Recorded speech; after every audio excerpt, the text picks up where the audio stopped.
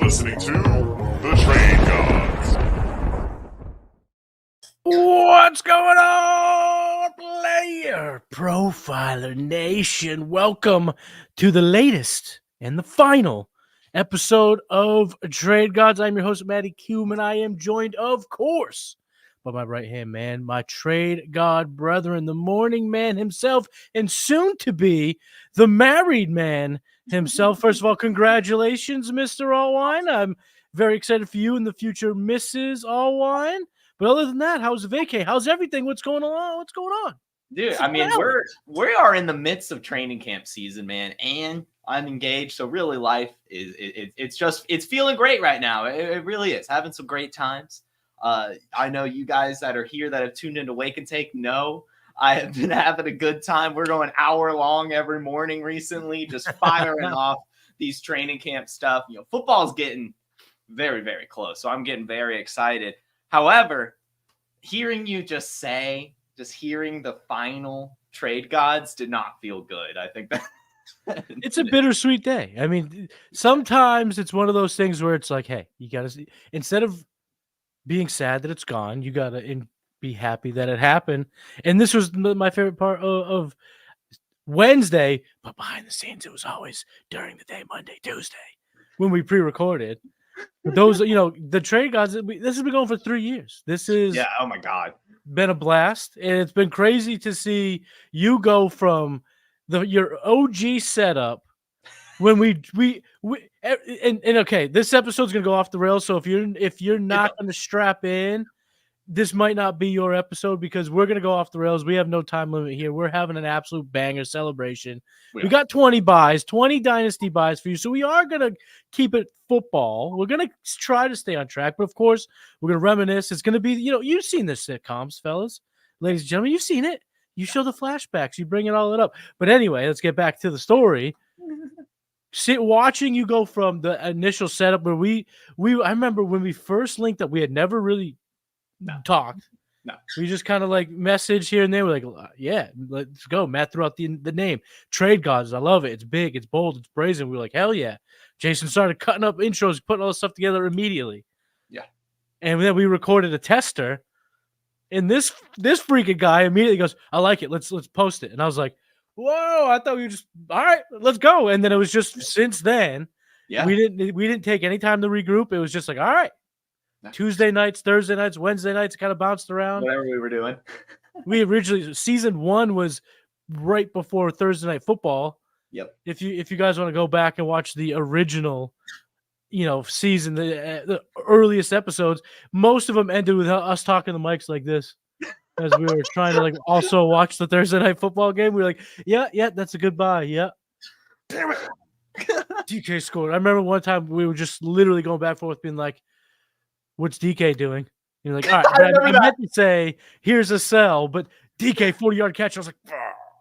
Yeah, it was like we had like a matchup or something, and DK Metcalf was a big part of it, and like it was just we were watching it. Man, so many great memories. Remember the rocket ship? I mean, we had the whole Brock Purdy thing on you. OG rocket ship. Yes.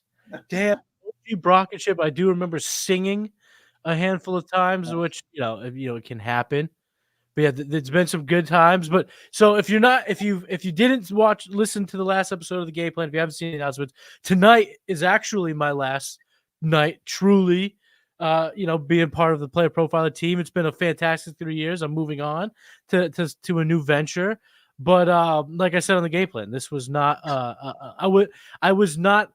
there was nothing wrong with Player Profiler. Player Profiler is the shit. The people who work here are the shit. It was just an opportunity. But that's why I'm not sad to see it go. I'm happy that it happened because this has been a great 3 years meeting everybody, in person a couple times, handful of times. Sick. Absolutely awesome. Great experience. But yeah, today, the last episode of Trade Gods, we're going big. Yes. Not 10. We're going 20 dynasty buys, which is fair. I mean, it's been a couple weeks since we've gathered. Yeah. We've got a lot to talk about. A lot has happened. We'll intertwine, obviously, the training camp news with reasons for buying. So we're going to keep it up to date. But again, strap in for the finale. We're going to be talking whatever the hell we want to talk about. Jason's got the PBR going. I got water right now. But we'll see what happens. Maybe I'll leave the camera and fix myself a drink. You know what? I'm going to do that. So why don't we just get right on into it?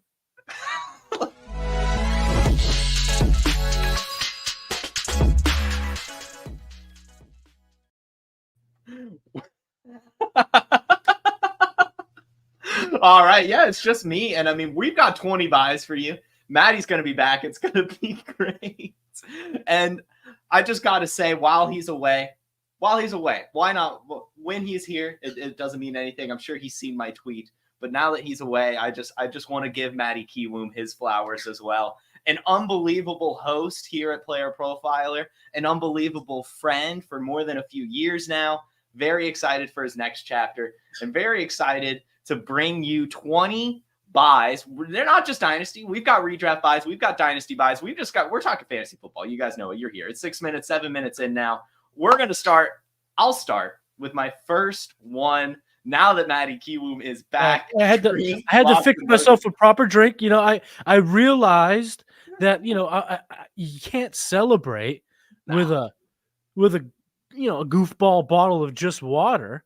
You got to fix yourself a little something. So I got a little celebratory bourbon on the rocks. Yeah, I haven't another bourbon. Wow. So this is going to be fun. But all right. I heard it. You were getting us focused. You were righting the ship as you do often. Keep me from going absolutely bananas off the rails. Let me hear it. What's your number one buy right now? Yeah, and we're going to do it. We're just going to go ahead and pull the classic Jason here. I don't have one buy for you. I've got like 4. I've got 4 buys for you here in one sentence. Or really one paragraph. I have to do it. It's the final. Yeah. It's the last episode. I can't not do this. And it's the simplest one. So I'm just going to keep it short, sweet, to the point here. Rookie quarterbacks that have not been announced the starter yet. For some reason, even though all of us kind of expect all of these rookie quarterbacks, even down to Michael Penix, to start at some point, whether it be this year or next year, I don't really think it's priced into a lot of them, at least really all the ones that haven't been announced yet officially. Drake May, JJ McCarthy, Bo Nix, arguably Michael Penix.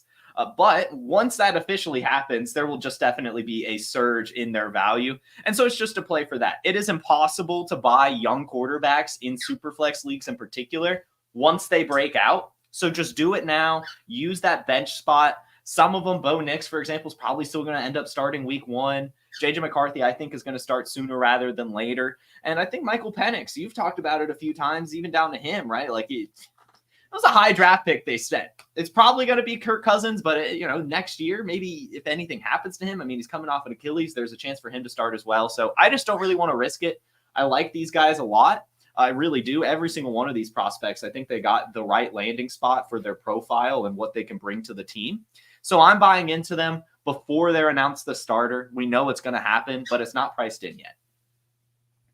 So John Barton, top of the show, wanted me to make sure we mentioned that the 1 QBers. Yes. Because, there are still leagues out there. So I'm just going to add on to what you're saying, but basically I'm just going to slide the scale up. Obviously, the value chart on quarterbacks in 1 QB doesn't go as deep as Superflex. I mean, obviously. But in the 1 QB leagues, I think your point even remains stronger is swoop in. Even if they're not the guys that are going to start, in fantasy, it's not the wrong move to have the quarterback in the wings waiting. So if you have and your QB1 is something like even a Joe Burrow, Trevor Lawrence, Justin Herbert, and you want to go ahead and hedge some, yeah, I completely agree. Now is the time to try to buy a Bo Nix, a Drake May. But I also think this now, because it's 1 QB, you could go up to a Jaden Daniels. You potentially can take a swing at a Caleb Williams, especially if you're willing to tear down. So you're not going to have a lot of pushback from me, my friend. I do like the rookie quarterbacks. Have you followed what's going on up here in New England right now with Drake May? I want to get your thoughts on that. This is a great segue. So we'll see if I end up regretting this, but actually in a 1 QB league, I bought a terrible orphan on FFPC with the sole intention of challenging myself. That was literally it. Great call. It was $1 for a $250 league. You have to do like the deposit or whatever, but it was one of those like, this team is terrible. How terrible? Someone come save it. Huh? How terrible? It was literally Jared Goff in a 1 QB league like that. I have Jared Goff in the 110. I think I have Cade Otton. Anyway, really, like I'm talking the worst fantasy football team you could imagine, and then make it worse. Like that is the team I've taken over just for fun. I don't know why I did this to myself, but I did. But I got the 110. I like that. I like it. I like it. It sounds fun, honestly. Yeah, it is what it is. You know, I'm a glutton for punishment. But somehow, even though this team is terrible, they only had the 110. So that's the first round pick I got. I ended up just taking Caleb Williams just because all the, actual talent was gone in a 1 QB league. I traded him for Drake May, Josh Jacobs, and I think like Michael Wilson or some other just kind of like wide receiver in that range. Just do it. Expanding the old roster. Yeah, basically, Josh Jacobs, I know more of a win now asset. The idea is to try to flip him at some point once the season comes around. But I figured, I should still just bet on Jared Goff. It's 1 QB. It doesn't like the difference between him and Caleb Williams isn't worth it. So I'll go take a risk on Drake May, have the same rookie, thing. And, if Drake May pans out, then maybe somebody will buy the team off of me next year. In buying those quarterbacks right now, 1 QB, there's a lot less pressure. Right. There's exactly. A lot less pressure in terms of short-term success. But what are you thinking about Drake May up here? Because it doesn't sound good. It's been awful. I'm not really going to buy the report that Joe Milton is outplaying him. I think that he is a very much an example of a practice quarterback. Like the dude can sling it. He can make these highlight plays. Like that's just going to be exciting at a time like this. I think the thing that is really disappointing is the Drake May hype got really high before the pads got on at Patriots camp. Like it even got to the point where Rob Mayo came out and said, well, it's kind of a full-blown competition now. Like if you were to ask me, I'll probably say it's Jacoby Brissett. But, Drake May is doing some really good things. You're seeing the reports from the beats that they're both hitting like 90% completions and everything. So then the pads come on. And it's Drake May 3 for 11, 2 fumbles. Jacoby Brissett still, kind of clicking. So that is absolutely not what you want to hear at all. I do think, though, that it is, a lost season for the New England Patriots. I don't think they're going to keep Jacoby Brissett in for very long. Even they don't really care about winning games. And I don't think Jacoby Brissett is going to win games. And at some point, they're just going to pull the plug and give some reps to Drake May. And we talked about it before. There might not be a lot of weapons, although Jalen Polk and Javon Baker are looking good at camp right now. But Drake May is the type of quarterback, if he hits, he's a superhero type of quarterback. Like he is the type of quarterback that can put the team on his back if it gets to that. So I think when you have that type of upside, you've got to try to buy into him when he's, a quarterback 20, quarterback 19 in Dynasty, probably even lower in single quarterback, to be honest. So I like it. It's going to take a little bit of time, but I really think he's going to play this season. I will say this about Drake, man. I actually have spent an afternoon watching, practice up there at Foxborough. Mm-hmm. Everyone there knows that the physical talent, it's apparent. Like we've seen the physical tools. Yeah. It's everything coming together that everyone is starting to really panic on. And I would just say this. 2.5, maybe 3 weeks ago, everyone and their mother, whether it be in the NFL community or in the fantasy industry, the idea was we want to see him sit. We want Brissett to play the first 10 weeks. And now that's the trajectory of the season, everyone's saying that the kid's a bust. He's not. The physical tools are there. He's got a good offensive coordinator in terms of developing quarterback talent in Alex Van Pelt. Don't give up on Drake May. I like the buy. I like the call there very much with those rookie buys. We have a couple of questions in the chat.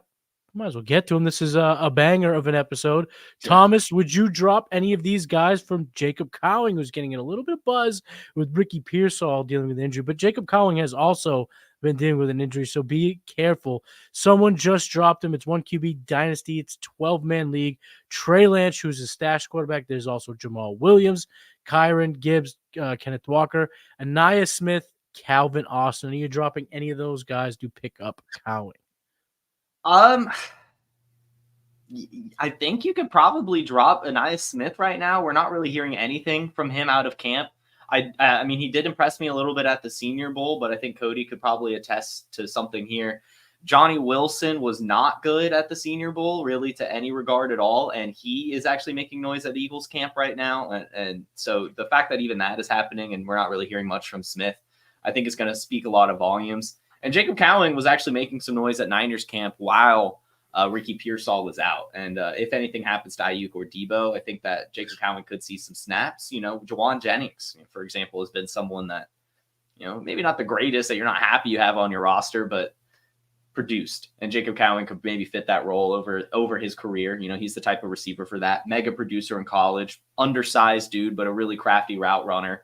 Pretty solid hands, and actually make some good contested catches as well. So I like the profile. I like the prospect. I actually do. Impressed me a lot at the Senior Bowl, Cowing did. So I would like to pick him up, and it seems like I would go with Anaya Smith out of these.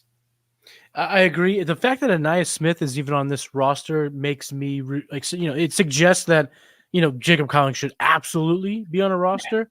Yeah, exactly. And unless there's like Scott Fish Bowl-esque kickoff return type stuff, I would be okay moving Anaya Smith to Jacob Cowing to see what happens, because it's just an Ayuk trade away from the whole landscape kind of just panicking a little bit. So I wouldn't be okay with getting Cowing. And Jamal Williams is boring. You're not excited about Jamal Williams, but with the Kendre Miller injury and the coach being really, really open about his I'd call it kind of disappointment in the ability of Kendre to stay on the field so far. It's crazy to say only a year into his career, but with that being the case, Jamal Williams may be relevant at some point in the season early on. Chris Bird, real quick, one keeper. This is a super flex league. Derrick Henry in the second, Debo Samuel in the fourth, Tua Tagovailoa, the newest rich quarterback in the fifth. Who are you keeping? Tua in the fifth. I mean, it's a super flex league. So, I mean, to get your quarterback out of the cheapest rounds as well, I think is kind of an easy answer. Derrick Henry in the second, way too high. Debo in the fourth is good value, but not as good a value as just go ahead, locking down your quarterback and moving on. You got to do a little bit of research here, Chris. You got to get a little bit of a tally as to how many quarterbacks are going to be kept. If this is 12 teams and you're going to be the only team not keeping a quarterback, I'm definitely going Tua. But if you can go quarterback with the 1 and 2, I'm keeping Debo. I think Debo, like you said, Jason, is enough value in the fourth. So if you can get your hands on 2 quarterbacks in the first 3 rounds that are as good or better than Tua, then I'm not keeping Tua. I'm okay. That's fair. Putting him back out there for sure. But again, if there's going to be 10 quarterbacks off the board, keep Tua in the fifth, build off of that. All right, let's get into my first buy. 18 minutes, damn near 20 minutes in. We've got one buy. Well, technically, it's been like 4. Yeah. Jason is the king of the bundle. But I'm also going to go. I'm the king of the dud in terms of the buys and the hype. But I'm buying Dionte Johnson right now in Dynasty. The hype in terms of training camp has been up and down. Of course, drops have been brought up, but good plays on, in terms of the toe taps on the sideline, being peppered with targets, that's also been reported.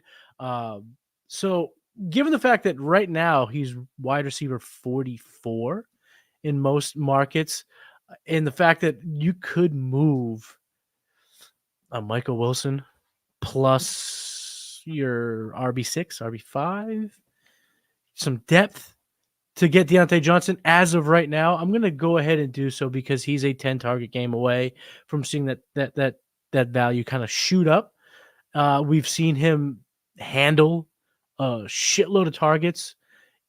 He's seen 147, 169 targets on the Pittsburgh Steelers. And Dave Canales, like I've said many times throughout the offseason, was brought in with the sole task of improving and developing the first overall pick from last year's draft, Bryce Young. And his first move, his first duty of business was trading for Dionte Johnson. Xavier Leggett has been dealing with some injuries. He's been nagging, taking some time getting healthy, admitted that he's just not getting the separation he's used to, which is not a killer for the player like that, but a guy who needs development. You hate to see him fall behind at all in a rookie campaign. Jonathan Mingo's looking good, but come on. It's Jonathan Mingo. Dionte Johnson right now, he's primed to kind of set a career high in receiving touchdowns, see over 125 targets, hover around 100 catches. He has that type of upside, and given his market value right now, I'll buy me some Dionte Johnson.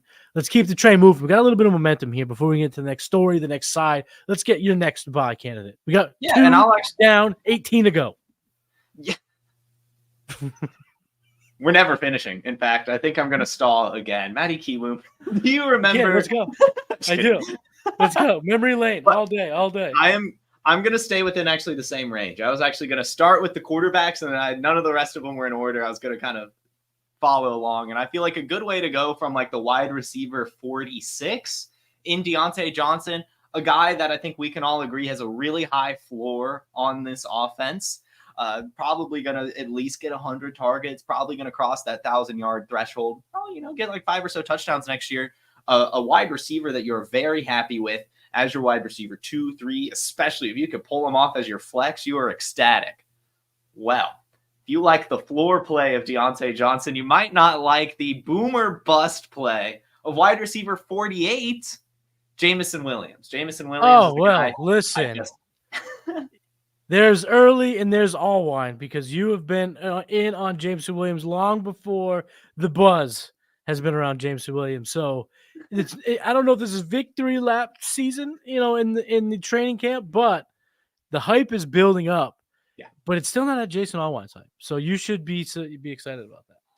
Yeah, I don't know if there's anything better in this world than training camp hype. Confirmation bias, it's one thing to happen in the season, but once it happens now and we're just starved for football, like any positive news just feels like crack right now. And Jameson Williams, all the hype that we're hearing has just I'm just on like cloud 11 when I read whatever new Jameson Williams headline is out.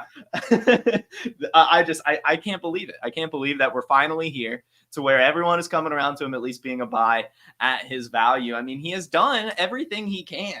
Like, he really has. His rookie season shortened due to ACL injury. Pretty crowded receiver room. I mean, Amon-Ra St. Brown is doing damn near everything. They don't need anyone to step up.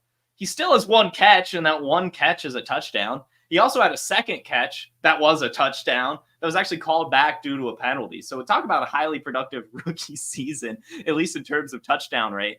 And then the following season, I mean, what else do you want? He gets another suspension for a very stupid reason, by the way. We could go on and on and on about how ridiculous it is that the NFL decides to suspend a player for gambling, given how much money that the NFL makes from all the sportsbook sponsorships get off their and partnerships they have, right?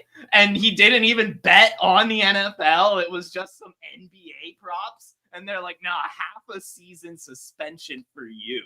Made no sense, was unbelievable. And because of that, he's just gotten, unfortunately, shoehorned into a knucklehead role, or at least a ideation in the fantasy football space. And I really just don't think it's fair, because if you see anything from Jameson Williams, especially last season, when I'm sure the light bulb went off that all he could do is just play football, it was incredible. I spent an entire episode, or not an entire episode last week, but last week during the training camp hype, when Jameson Williams hype was really boiling up, I spent 20 minutes just talking about Jameson Williams and the things I like. So I highly recommend going to check out that video. But the shortened version of it is a lot of what Jameson Williams brought to the Lions last year isn't just in the stats.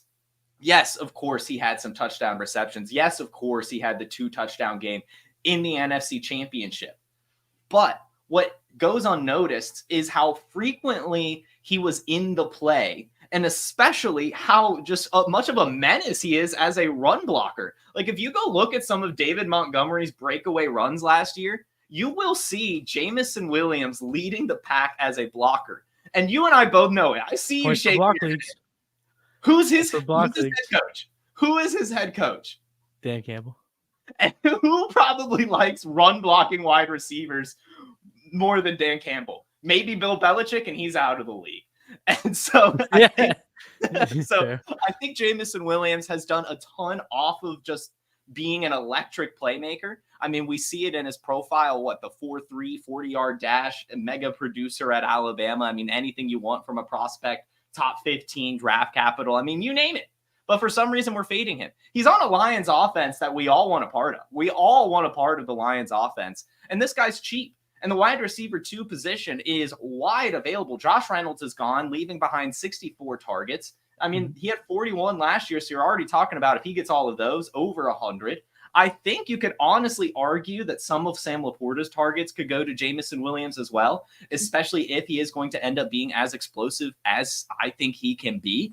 And I think that he really is gearing up to be a focal point of this offense, because you all you have to do is think about it, right? You have Amon-Ra St. Brown and Sam Laporta taking over the intermediate, middle of the field stuff, a little bit of the outside. You've got Jahmyr Gibbs coming out of the backfield, taking those targets. And then you need someone stretching the field and just doing some of the middle to deep routes as well, and taking just some yak stuff. He's very, very good with the ball in his hands. Either way, the point I'm getting to is that the profile that Jameson Williams has is the exact profile that the Detroit Lions need to succeed next season. We saw it in the NFC Championship. I mean, he was the bright spot of that offense against a very, very tough San Francisco 49ers offense. So I'm buying into this guy. I mean, he's primed for a breakout. He's going super, like 7th, 8th round in redraft. I think that's a good enough value. He's near the wide receiver 50 in Dynasty. That's a good enough value. I think that there's a ton of volume to go around in this offense. Jared Goff threw the 2nd most pass attempts last year, over 600 pass attempts. So it should be fine. It really should be fine. And you want any piece of the Lions offense, might as well get the fun one, Jameson Williams. Going to be playing a lot of indoor games. Like you said, they threw the ball 600 times last year. You want pass catchers in that offense. We like them all. I mean, that to an extent. Jameson Williams, buy in now before the hype gets too real. First round draft capital, those players can kind of skyrocket and feels like a blink of an eye. My second buy here is a bit of a, I'm not going to call him a guy that is getting a lot of excitement out there in damn streets, but this is a player that if you kind of read between the tea leaves, if you kind of see some of these reports coming from Commanders camp, I think it's time to start getting excited about Brian Robinson. And given the fact that he's running back 29 right now, feels like a good buying opportunity. You look at his season last year, he was almost top 20. And you look at red zone touches outside the top 30. He barely cracked top 20 in opportunity share outside of the top 30 and weighted opportunity share. But he was efficient when he got the ball. He did score almost 10 touchdowns. He had 9 touchdowns last year. And he put together a really strong campaign, 9th in production premium, 7th in yards created per touch. And now, all of a sudden, Austin Eckler has been brought in, and everyone has panicked. When you watch any of the clips of Austin Eckler last year, feels like he's not gonna be the Austin Eckler of old anytime soon. And we've seen a couple highlights of Brian Robinson making pretty nice catches, making plays as a pass catcher. And if Eckler does get hurt, or if they just decide, you know what, Brian Robinson deserves a 62% snap share, he's gonna crush RB29. And if you want me to go out on the finale with a banger, here's my hot trade topic. My hot trade scenario. You roster Brandon Ayuk, and you're in a league where Brian Robinson and Dionte Johnson are on the same squad. I'm tearing down, and I'm taking me Brian Robinson, and I'm willing to accrue the risk. And that's my heat. That's my fastball for this. But Brian Robinson in this offense, I think he's a candidate for double-digit touchdowns on the upside play of the city of the century. But at running back 29 price, your opportunity cost isn't all that big. You're not bringing a whole lot of issues into your roster. I'm liking Brian Robinson, and I'm loving him in redraft right now. I love grabbing him in anywhere from the 11th, 12th, 13th round. So give me all the B-Rob that I can handle. Let's keep it going. What's your number 3 buy? Unless you have a story you want to tell. Yeah, I've got stories, dude. We're tangenting to this thing. We are dragging on the finale as much as possible. I got two things for you. One, you stumbled onto my trap card mentioning selling Brandon Ayuk has now made you obligated to stay for top 20 fantasy sells right after the show. Brandon Ayuk is on my list. I'm ready to sell Brandon Ayuk. I don't want him. So stick around. Stick around for some more sells after the show. And then also, I just want to say, Brian Robinson, I'm starting to keep a list of these random comps that pop into my head. I'm calling them vibe comps because they're not, I mean, some of them are athletic profile based, but some of them also I'm just kind of feeling they just get the vibe. Head and like just going out there. So what about this? You have Alabama running back. You've got boring name. You have pretty bad athletic profile, but you keep producing for some reason. Josh Jacobs. I think Brian Robinson is Josh Jacobs. I really do. That is exactly what I think he is, just consistently disrespected until out of nowhere he's going to have 2,000 all-purpose yards. It's going to have, like, he's going to just have a mega season at some point. And the beautiful thing is we've actually seen, even if Austin Eckler is good, which I think there's still at least some left in the tank to catch some passes, you know, in PPR leagues, maybe have some value. But, you know, Cliff Kingsbury, Dan Quinn, both of their like most successful seasons actually had, you know, two running backs, Tevin Coleman and Devontae Freeman in Atlanta. And it was Chase Edmonds and James Conner. The last time we had a Chase Edmonds viable season was under Cliff Kingsbury. So I'm liking this running back room, especially with a rookie quarterback. They're going to rely on the run game. And Brian Robinson, I think he's going to get a lot more production than people are giving him credit for. So Josh Jacobs, Brian Robinson do kind of sound like a real estate, a couple of real estate agents from like a small town in the Northeast come buy a house from Mr. Jacobs and Mr. Robinson. Josh Jacobs, Brian Robinson, real estate. Yeah, you're right. It is a little bit of a boring name, but you go ahead. What's your number 3 buy? Yeah, and I guess I will not. I'll stay with my running back. I'll go with my running back, and we'll go with another guy gaining some camp hype, and that is my dog. I can't go into the Trade Gods finale and not talk about K9. Kenneth Walker. Kenneth Walker right now. The things are coming true. We had an episode. It might have been NFC West sells or maybe just top sells in general or buys NFC West buys, top buys in general. I don't remember. Actually, no, it was top 5 league winners was the episode. I found the Google Doc. And Kenneth Walker was my buy in that one. I felt at RB11. Actually, sorry, RB10 on Keep Trade Cut at the time is when I called him a buy. Now he's RB12. And this is just a player I can't get enough of.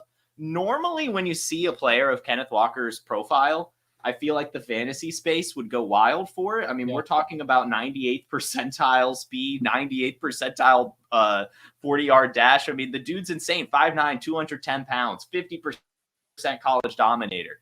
Incredible. Probably the best pure runner in the league now that Nick Chubb is hurt. I mean, like if you were to make a running back in Madden, you make Kenneth Walker 9 times out of 10. Right? Like you really do. And on the Seattle offense, I think what's going to be really fascinating for him is just the change of coaching staff, because last year Zach Charbonnet was brought in, and that has kind of, to the chagrin of many fantasy managers, put a sour taste in their mouths when they roster Kenneth Walker. But it honestly didn't even lead to much. But I think with the new coaching staff, they're going to look at Kenneth Walker and just see how much better of a running back he is than Zach Charbonnet. My camera went out. That'll be back in a second. You look a little different, Jason. What? Yeah, I look a little different. But they're going to give Kenneth Walker the ball. They're going to give him the ball. And Albert Breer tweeted out, Kenneth Walker was the star of Monday's practice, the first one in full pads. And it reflected the sort of spring and summer he's had. To the new staff, he looks like the kind of back you can play on all 3 downs and build a running game around. And Zach Charbonnet will be there for some depth. That is exactly what should have been expected with a profile like that. Especially last year, you can look at the stats. And any time Kenneth Walker had a 12% snap share, just 12% of the snaps, Zach Charbonnet didn't even see 10 opportunities. It was Kenneth Walker keeping him off the field time and time again. He's going to do it again. Every single game last year that Kenneth Walker saw at least 20 touches, he had 100 yards or a touchdown. He's averaged 4 yards a carry in both of his seasons in the league. He's played in 15 games. Both times last year, he was second in juke rate, third in evaded tackles. I mean, this is a guy that is just incredible. A 30-point game. It's a running back that you can get really late in drafts, actually like around the time of Aaron Jones, dusty Aaron Jones, and you can get awesome Ferrari Kenneth Walker. Like, I really don't get it. Kenneth Walker. Exactly. 150 Raptor Kenneth Walker. Exactly. So I've been buying him all over. I love him, and I'm very excited for what K9, the dog, can bring to everyone's table this year.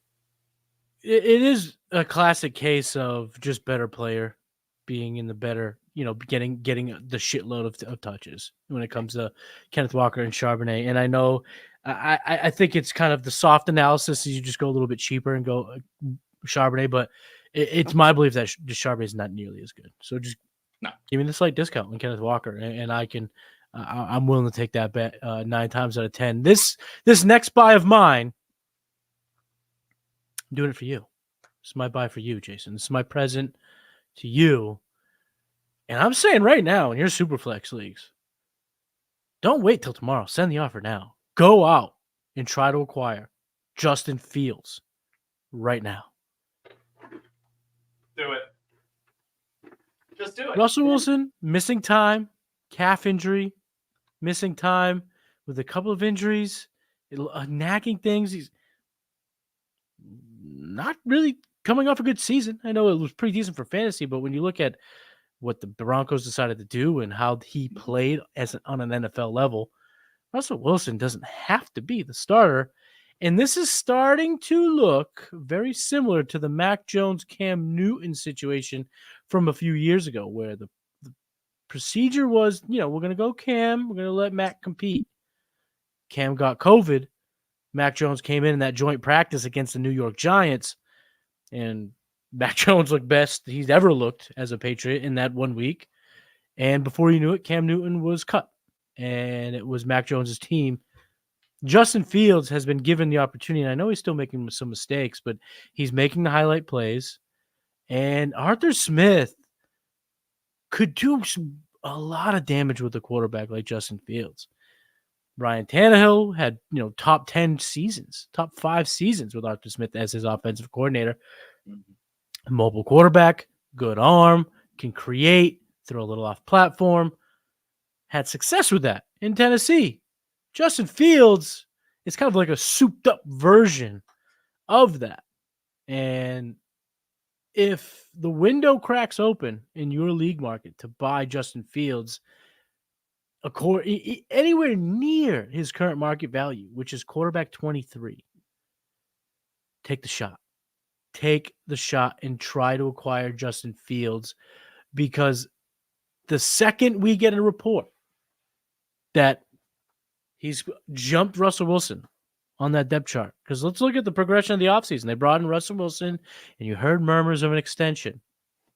Jason, I haven't seen one.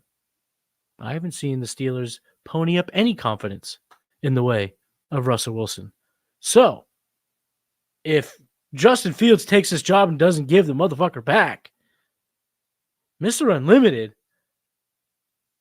might be riding the pine, carrying the clipboard for the youngin. And once that happens, you're not buying Justin Fields for outside of top 20 price. So as we sit here, as we stand now, try to take some swings on Justin Fields, because the upside is there in the short term, and it's still there in the long term. I mean, I don't get it. I don't get it. Because if we were to say last year, if we were to tell every single fantasy manager here, hey, Justin Fields is about to be paired with Arthur Smith, we would have all probably lost our mind. Like, that is all what we were hoping the Atlanta Falcons would do when they had Arthur Smith, was bring in Justin Fields. Now we see it, right? And this is a good offensive line. These are some good weapons. And the thing that I think has gone understated about Justin Fields is everyone's like, oh, he is a bad passer. Sure. But I think what we're also kind of just stepping over is the fact he improved last year. Last year, he only played 13 games, right? And he had his most passing yards, his most completions, his highest completion percentage. He had a 4-touchdown passing game. He was top 10 in deep ball completion. He was top 10 in under pressure completion percentage. I mean, I don't know what else you want from a guy in his first season with a real weapon. And it was still a really bad offensive line. And I think you and I can both agree that Matt Eberflus is probably not a good quarterback developer. And the fact he kept going through cycling offensive coordinators probably didn't help his development either. He's still very young, and he probably has one of the highest upsides in the league. Like, really? Like, he's got Jalen Hurts type upside, if not more. I mean, we have seen some crazy, crazy plays from him.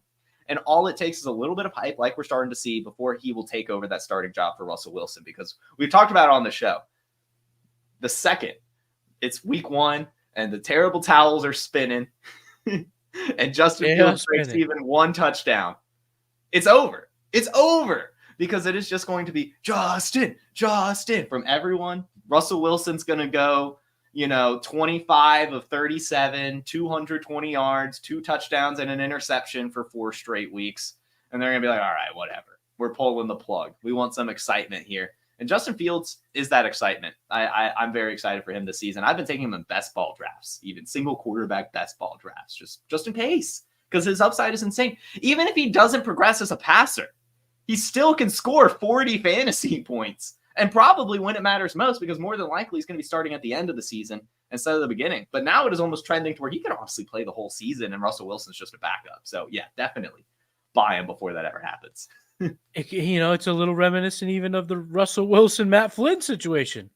Older guy brought in to be the new quarterback. The younger guy seizes the day, takes care of the opportunity, and is now the quarterback going forward. And again, Justin Fields doesn't have to be Tom Brady, Patrick Mahomes. He doesn't have to be an elite passer. He doesn't have to be a Super Bowl winner.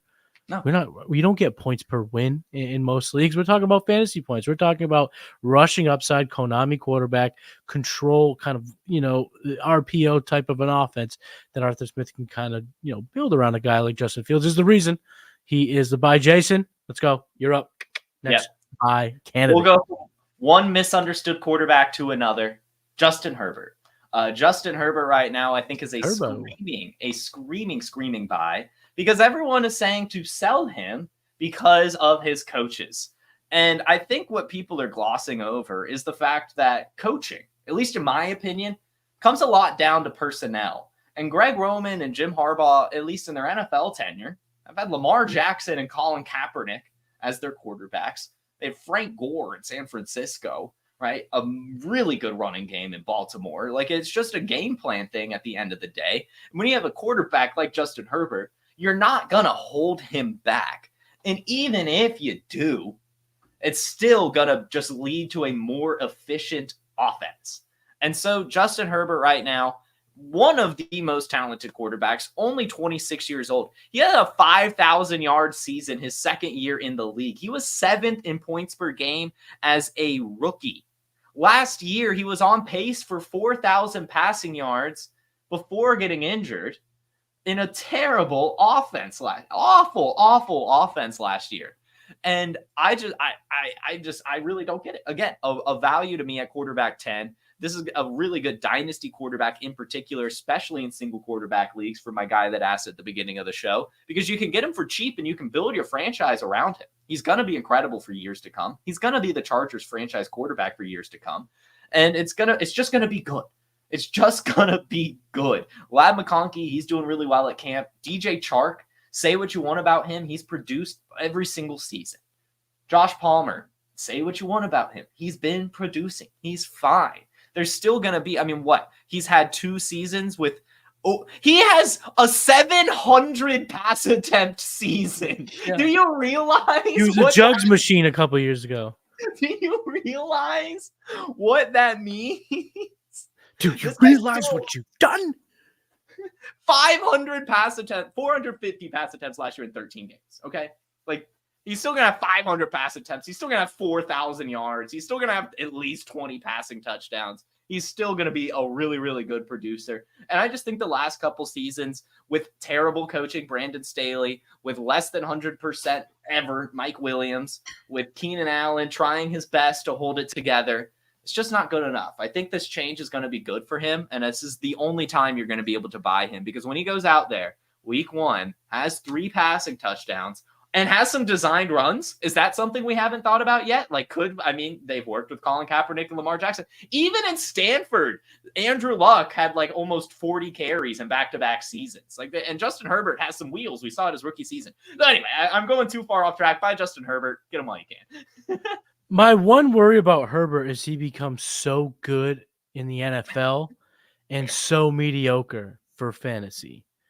That's my only concern, because as the quarterback landscape looks now, especially in one quarterback, the return of Kyler and Anthony Richardson creates a really, really strong 1 through 7, in my opinion. And then that's not even counting the elite pocket passers, the Brock Purdy's, the Jordan Loves, the CJ Strouds, Joe Burrows. Right. There's a lot going on at quarterback. And if it can stay intact, even relatively, I just wonder if we're like, wow, Justin Herbert is an MVP candidate, but he's quarterback 13 on a points per game basis. That's my one worry with Justin Herbert, that things go a little too well for Harbaugh and Greg Roman, and they can establish a good run game. And like they said, the quote that I will stick with me throughout the entire offseason was, Justin Herbert has been asked to play Superman 100% of the time. We're going to ask him to play Clark Kent 75% of the time. But, man, when we need that Superman, that 25%, we want to let him go out and be him. And that just makes me nervous that if this goes well, the defense plays better, that offensive line that has 2 foundational tackles now is too mean. Is he just so good that he's bad for fantasy? That's my hesitation on Justin Herbert in 1 QB. But other than that, the prospect is still there. The rocket arm is still there. The sneaky rushing upside is still there. Yeah. So, Justin Herbert is a super flex buy, but I'm going to say 1 QB. Kind of hold off right now. I'm not going to buy 1 QB. The guy I'm going to buy now is a rookie that was being selected in the 3rd round of our rookie drafts, even kind of towards the end of the 3rd round. But he is flashed at camp so far for the New England Patriots. That's Jaylen Polk. Yeah. Like I said, I was there day one at Foxborough at Gillette, watching the team on the practice field, and immediately Jaylen Polk played with the ones more than half of his reps, and we've just seen that trend gain momentum, and even the beat writers are starting to look at him as the potential wide receiver 1. They used him inside, they've used him outside. We've seen highlights plays down the middle. Earlier in the week, the play of the practice was a scramble drill by Jacoby Brissett because he was able to hit Jaylen Polk over the middle for a big gain. This guy's becoming dependent in a wide receiver room that craves dependability. Demario Douglas has been missing practice already with a hurt hand. And he's another one just seizing the day with a new regime. Yep. And before you know it, Jaylen Polk could see right around 100, 110 targets and put together a nice, solid season. And right now, even if the rookie drafts have happened, wide receiver 48 is a nice little price. And you want to talk about vibe comps? I'm not going to take your that's yours. Vibe comps. I want to see articles. I need connections of vibe comps, but you want a comp and what came to mind when I watched this kid play. If you like yourself some Robert Woods, some Bobby Trees, you're going to love yourself some Jaylen Polk. So I'm buying me some Jaylen Polk. Yeah. I like it. I am a firm believer that Gerard Mayo has gotten, or really just this whole new Patriots regime, Elliott Wolf, all them, have gotten the Patriots can't draft a wide receiver monkey off their back. It is really all signs. It looks like it. It's really everything is pointing. I mean, we have to watch football happen, but both Polk and Baker are just looking so good. At least everything we're hearing, and that's of course going to be beat reports, right? They're going to, of course, talk about the rookies. And not up here in Boston. They will shit on everything. They that is will fair. absolutely find anything to shit on. And the fact that there is hype around rookies drafted in the 2nd and drafted in the 4th round, I think that's some hype you can buy into. Jason, we're almost halfway through just your list. So we got a lot left in the tank. There's a lot left, so stick around Actually, you know what I'm realizing right now? We're about an episode in. So before we get to your next buy, let's run an ad since we are now 49 minutes in. Let's do it. Hey, it's the Podfather of great news. The draft kit is live. It is world famous. Why? Because it is the best resource for winning fantasy football championships that exists. There are rankings and cheat sheets for every format you can imagine. We have projections both at the team level and the player level. And wherever you are, you can click on a player, open them up, and see in-depth written analysis about what to expect in fantasy football from that player this year.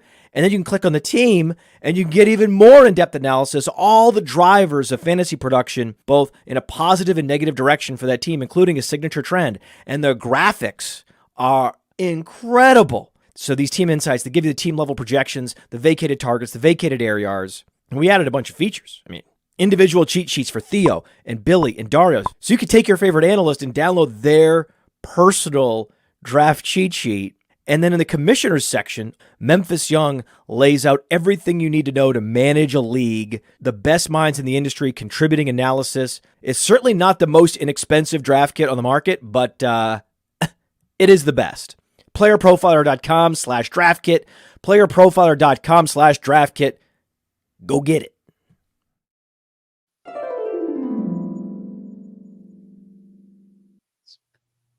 Big shout out to Jason Allwine. Was a major reason why that draft kit came out so goddamn nice. Trade god, draft kit god, all around content god. But Jason, who is your fifth buy? Yeah, we'll go from another rookie that you could have got. Maybe this one not quite end of third, but early third, late second. And we're going to go with Jaylen Wright. I'm still going to be buying into Jaylen Wright. Last year, you would have to, right? But last year we were both, me and you, we were very much in on the Devon Achane hype. You know, we were buying into this player. We wanted it. We did. And now I'm going back to the well. I think that the Miami Dolphins backfield is just where I want to be if I'm playing fantasy football. And I think the beautiful thing about Jaylen Wright is he has the speed. 4.38, 95th percentile college yards per carry, 7.4 yards per carry at Tennessee in the SEC, right? He has that explosive home run ability that we love to see from Devon Achane, that we love to see from Raheem Mostert. But he has something those two running backs don't, and that is size. He's 5'11", 210 pounds. Yep. That's a good sized man right there with really good and I don't know why he's available where he is, because we saw last year Raheem Mostert only like 50% opportunity share over the course of the season. Devon Achane only about a 40% opportunity share throughout the course of the season. We were seeing Salvon Ahmed, sniff the field and become fantasy viable. There's room for 3 running backs in this offense, plain and simple. And there's massive contingent upside for any one of them, but especially the one that projects to be less injury prone given his size. There's 2 paths to success for Jaylen Wright. And 3. 1, just damn good.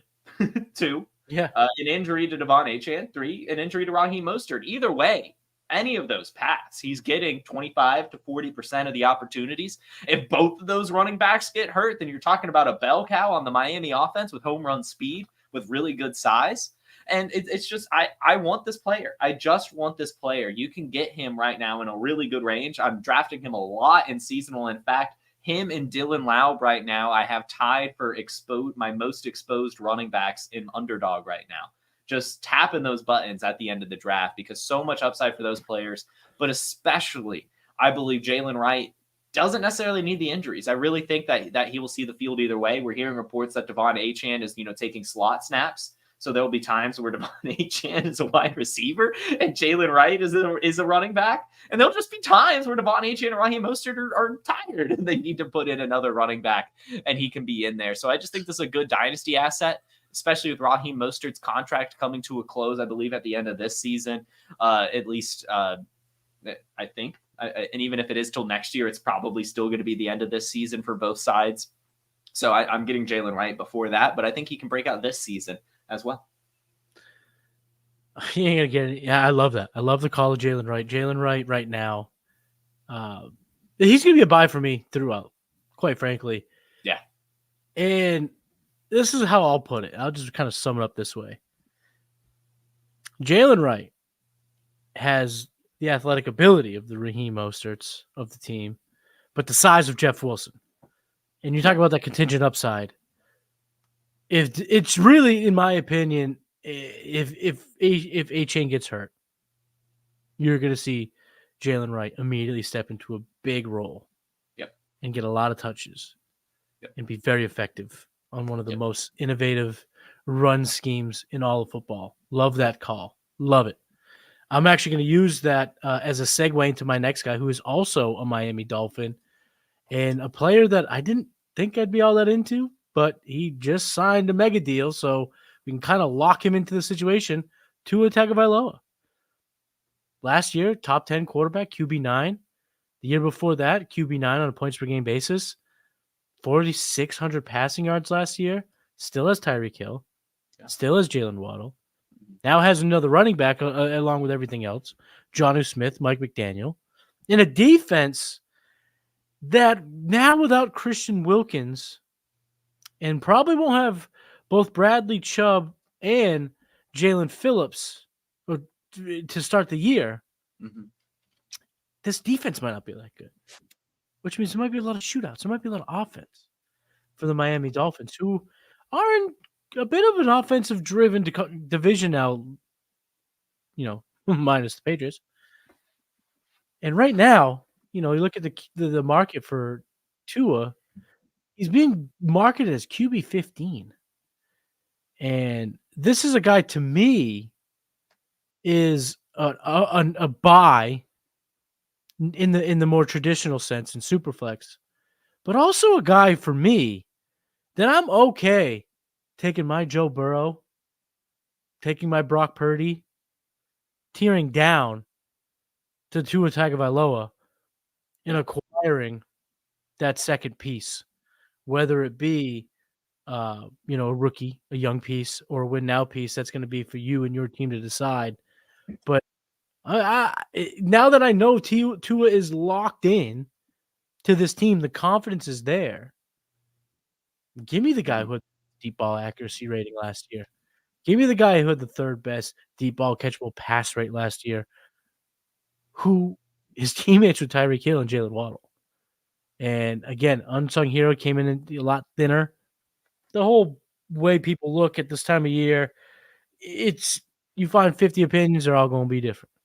Yeah. So I'm not buying into it. I want to see how it looks in the field. But given what I've seen analytically, now that I know what I know situationally, I'm buying me some Tua. I'm absolutely going to head and have some Tua on my team. The Tua haters are going to hate it. Tua on is going to hate it. But I'm in on a little bit of Tua Tagovailoa.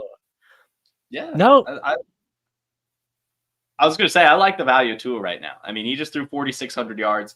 And I mean, it's like the whole thing is health concerns. And last year was his first season post-concussion concerns. Took jiu-jitsu, I believe it was, to learn how to fall better, added some weight to try to, do what he could, and played all 17 games. So, I mean, you can't argue with it. He's done the success of that. Yeah, exactly. So, yeah, I mean, I think it's a really good play right now to try to get on him. Even if anything happens to Tyreek Hill, I still think that the weapons are good enough with Jalen Waddle, and the rookie, Malik Washington, looks pretty studly as well if he can make some action. So I like the Tua call. Now that we're halfway done, that's right. Now that we're halfway done, I need to ask you this question. So if you are a longtime listener of Trade Gods, first of all, shout out to you. The reason why this show was so easy to do every single week was for everyone that tuned in, everyone that came in, everyone that continues to come in and watch the Trade Gods yap it up about dynasty trades. Will know why I need to know this now, because I think that the question deserves a revisiting, because there might be some evolution to it. The Allwine rule. Okay. Allwine law.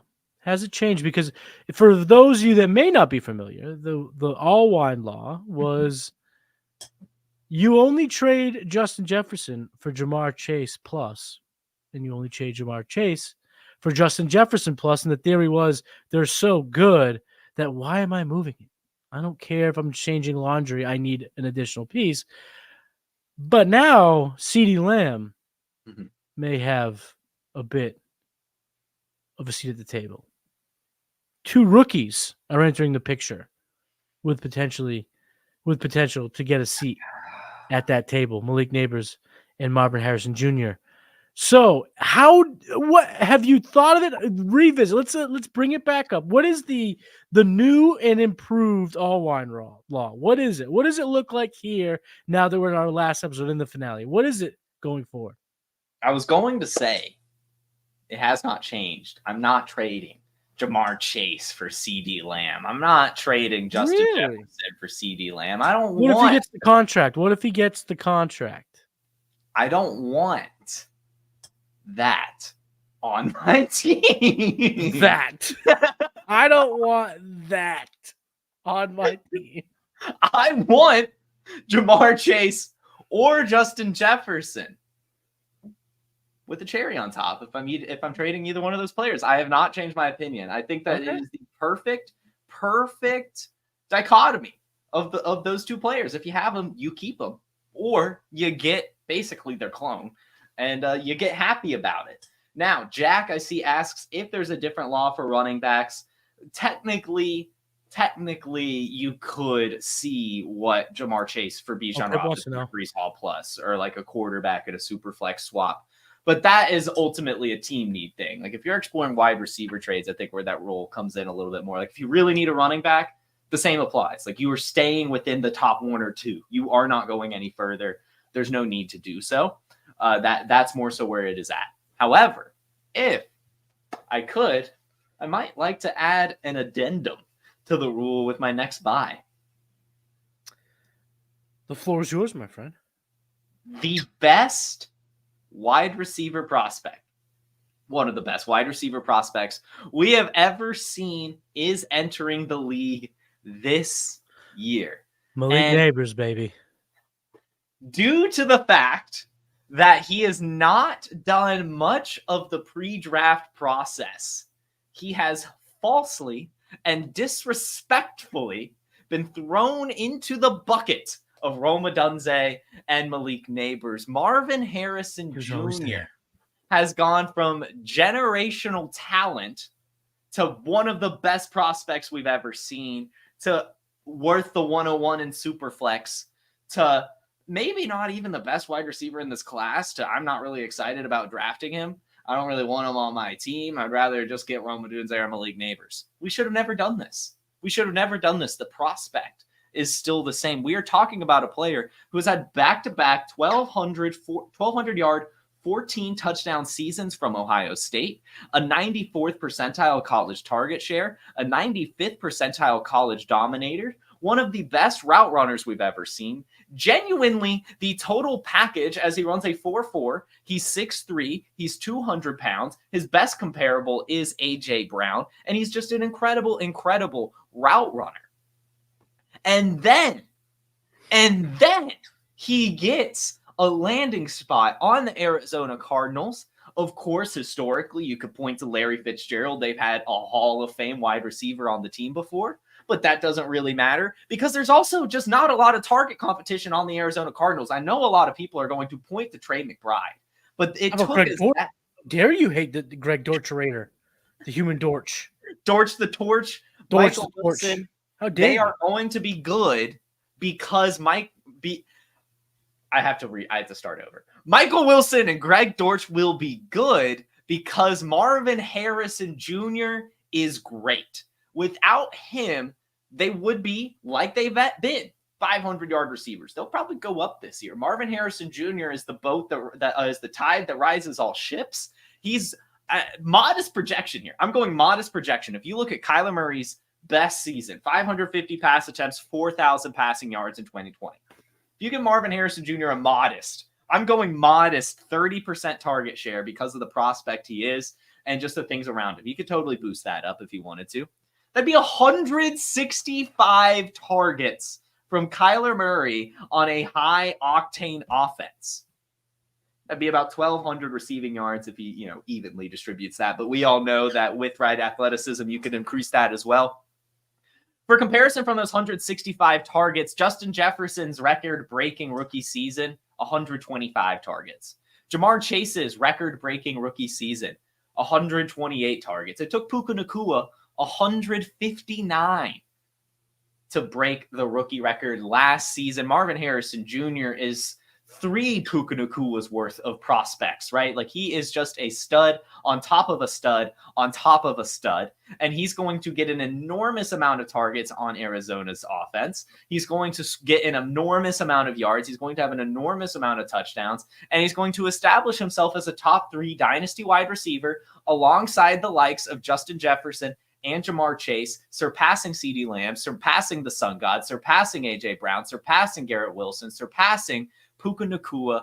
Marvin Harrison Jr. is a wide receiver we all need to buy before he plays football, because once he plays football, we will be remembered who he was. The only reason he's valued so low right now is because we as a fantasy community overvalue the pre-draft process. I love the pre-draft process, but we overvalue it. We really do. Marvin Harrison Jr. skipping out on all of that should not affect our viewpoint on this player at all. It's going to be incredible, and I'm just ready for the ride. That's a bold statement. There's a lot of big words you use there, a lot of emphasis, a lot of confidence in what you said. So I'm going to go ahead and do what I do best. I'm going to put you on the spot. Do it. We look at Marvin Harrison on PlayerProfiler right now. Pulling it up. Top 10 player in Dynasty. This is single quarterback. This is not Superflex. Put together a package on the spot. Someone right now is listening saying, hey, you know what? I'm with you, Jason. I want Marvin Harrison. But the discount ain't really there in my league. Put together an offer the Marvin Harrison Jr. rosterer can't refuse. Make an offer they couldn't refuse. Yeah, I would say the furthest I would go, I would send Garrett Wilson and a 25 first. I feel like that's a very reasonable offer for a player like Marvin Harrison. That's big. I mean, that's holy shit. That's about, like, if you want how far would I go? That's Garrett where I'm Wilson at. in the first. I would trade CeeDee Lamb and get Marvin Harrison Jr. and straight up.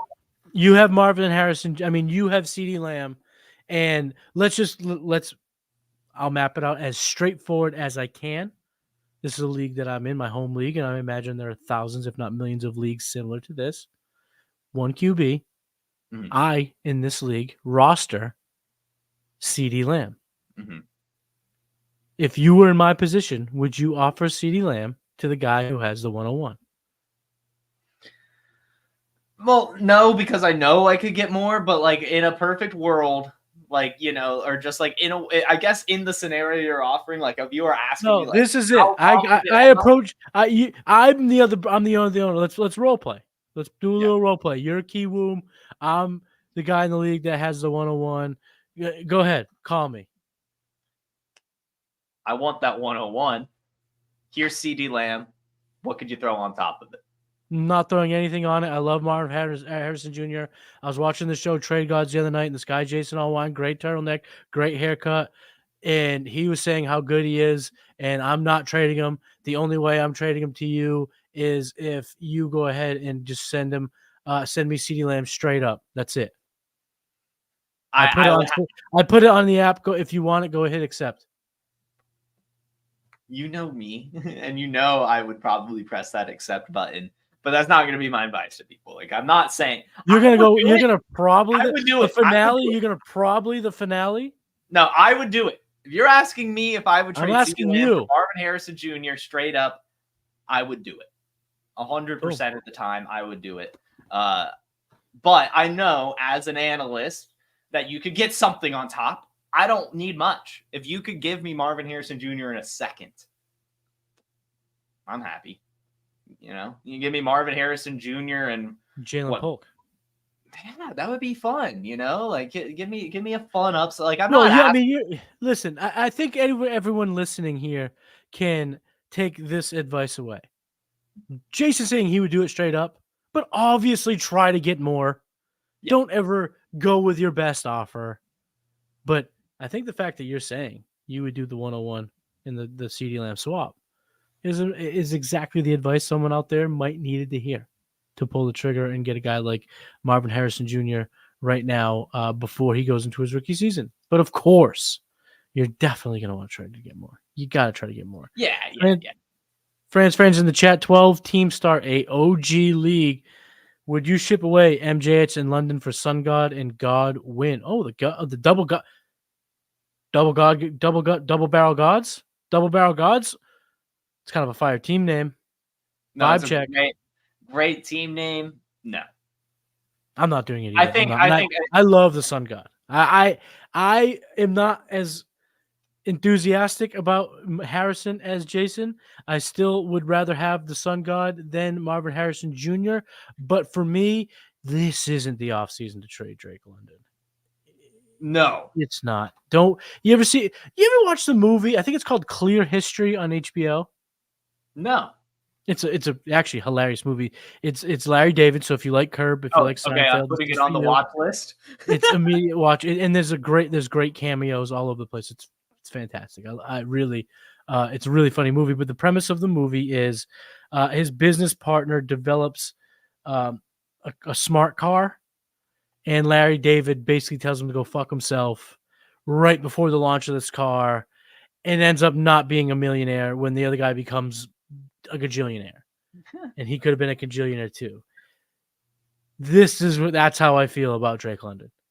You sell Drake London now, you're going to be the person telling yourself, like, why did I do this? The signs were there. We saw the clips in training camp. He has the quarterback now. Why did I move on this year? Don't be that guy, friends. I'm with Jason here. We're going to go ahead and hold off Drake London 25 first. Marv and Javon Baker for JJ. So if you had Justin Jefferson and this guy approached you with Javon Baker and Marvin Harrison Jr., would you take it? That I think no. And maybe that just speaks. So the plus to get into that dance, to get to that party, it's got to be a little more. More than this could happen in season, but again, if I'm moving off of Justin Jefferson or Jamar Chase, I need some proven asset. And while I am totally in on Marvin Harrison Jr. and I'm adding him, I am saying that you could do a Marvin Harrison Jr. plus. I think I want that second asset to be someone proven. Like if you're win now, like make that a Cooper Kupp or a DeAndre Hopkins or something like that. And then I could feel a little bit more excited. If you are rebuilding, I think I would want something a bit more than a Javon Baker, maybe like a Marshawn Lloyd, or something like that, a little bit more. But it's McConkey, Keon Coleman. Yeah, the second round wide receivers. So essentially, this is what we're talking here would be like getting the 101 and the 301. Yeah. When you're saying no, I need the 101 and the 201. Yeah, essentially. Like I want a little bit more than Javon Baker. Now, if this is week 4 and Javon Baker's had a 100-yard, 2-touchdown game, sure, send it. But I want hype. You're gonna buy into the hype, okay? Yeah, I'll buy into that point. All right, my next buy is not as exciting as Marvin Harrison, and I don't have as much of a conviction for him. It's really just like, let's keep it simple, stupid type of approach, and that's why I'm buying Alvin Kamara. Dennis Allen came out the other day, basically put the feet, the heat below Kendre Miller's feet, basically saying, this guy's going to learn how to stay healthy if he's even going to make the club. And that old saying, you can't make the club in the tub, is just ringing a little bit louder for Kendre Miller. I love Kendre Miller in terms of the prospect profile, but we've seen it with too many good prospects where you still got to be a pro. And if the coach doesn't think you're a pro, and I'm not saying he's not, I'm not putting accusations out there or even speculations. I'm just reporting and just kind of going off of the reports that are actually happening by his head coach. It feels as if Kendre Miller will not fire in 2024, which just leaves the path wide open for Alvin Kamara to just do exactly what he does best. Catch the football. I don't see 250 rush attempts for Kamara. I don't even see 200. But last year, 75 receptions. Captain checkdown, Derek Carr is still around. And he only had 6 total touchdowns. You bump that number to 12. Even if the receptions are down to 63, 64, you're still talking about, top 5, top 8 in the league at the position. The signs are just aligning again that Alvin Kamara is going to be a smash in PPR. And when you look at the markets, they're telling you he's, running back 17. And I think that's right at the line. I think once we start seeing that go 16, 15, 14, 13, you kind of want to back off buying. But as it's sitting right now at running back 17, I still think you could swoop in with a rookie pick, a second-round rookie pick if you haven't had your rookie draft. I still think there's a chance here to kind of compile some depth to acquire him as opposed to kind of fracturing your starting lineup early on. And he's just poised again. As long as he's healthy, catch a bunch of footballs, score touchdowns, and be an absolute menace in PPR leagues. And if he's not being pushed by Kendra Miller, he's sure as shit ain't getting pushed by Jamal Williams. Jamal Williams has a role, and it's mainly in the clubhouse. It ain't even on the field. But I guess that's probably another, now that I'm speaking about it, I'm kind of talking myself into another kind of narrative is, the opposite of a player who's not seen favorably in the coach's eyes. The opposite of that is Jamal Williams. I'm sure he is absolutely a coach's favorite. Taysom Hill ain't going anywhere. So the point is, if you're looking to even compete, you don't have to be a bona fide contender. Even if you're looking to compete, I'm going to even say it this way. If you're even rebuilding, buy Alvin Kamara. He has 25 points in week 1. You can sell him to a team who thinks they're a contender and return profits, because I still think I know at this point, you can move picks or depth to acquire a guy who's just been a perennial monster in PPR. So I'll buy an Alvin Kamara. I want me some Alvin Kamara right now. I just sent you a trade in the Trade Gods Invitational League. Well, let me go look at it. I mean, we are doing it big for our finale. Our final episode here live. First of all, shout out to everyone who's still out there rocking with us, watching the finale take place. Jason Allwine sent me a trade. 567 right now. So shout out everyone. Whoa. Okay, so the trade, everybody. I'll go ahead and talk about this. Looks a little something like this. I would be sending away DeAndre Swift and Adam Thielen for Alvin Kamara. Yep. And I like that trade. It feels about right. I don't know. I am in on that trade. My hesitation, and I'll be honest with you, is not Kamara. It's my build in this league has so many running backs. But for the sake of the vibes, for the sake of the show, give me Alvin Kamara live on the air. No way! Give me Alvin Kamara live on the air. Give me Alvin Kamara live on the air. Because, hey, I got Derek Carr. I might as well get the stack with his favorite receiver. Oh, dude, that's perfect. I have Bryce Young, and I wanted Adam Thielen's Swan Song. And I have no Swift anywhere. I wanted some Swift. I wanted some Swifty. What can I say? Boom. Bada bing, bada boom. Slinging trades in the room. This is how we do it in the finale. I told you, it's a banger. This is why you tune in to the motherfucking finale, because we're throwing out bangers. Okay, let's get back to the list. We had some momentum. We took a detour. We said that was going to happen. But here, now we're in the second half of the list. Yes. Give us your 7th buy. Holy shit, your 7th buy. Will fucking Levis, ladies and gentlemen. What are we doing? Matty, Kiwoom, Cody Carpentier, they have been screaming from the rooftop since last year to get this guy on your roster, and no one has been listening. He is now down to quarterback 21 on Keep Trade Cut for Dynasty rankings, and it's just gone too far. The Tennessee Titans this offseason have done absolutely nothing but signal that they want to lead the league in pass attempts. They want to be number one. They want to throw the ball 1,000 times next season. That is all they want to do. They brought in pass-catching running back Tony Pollard in favor of Derrick Henry, who they let walk. They brought in Calvin Ridley, right? They, on the secondary, bring in, I think it was Jamal Adams, but definitely Algeria Sneed, 2 players on the secondary as a safety. I'm pretty sure it was Jamal Adams.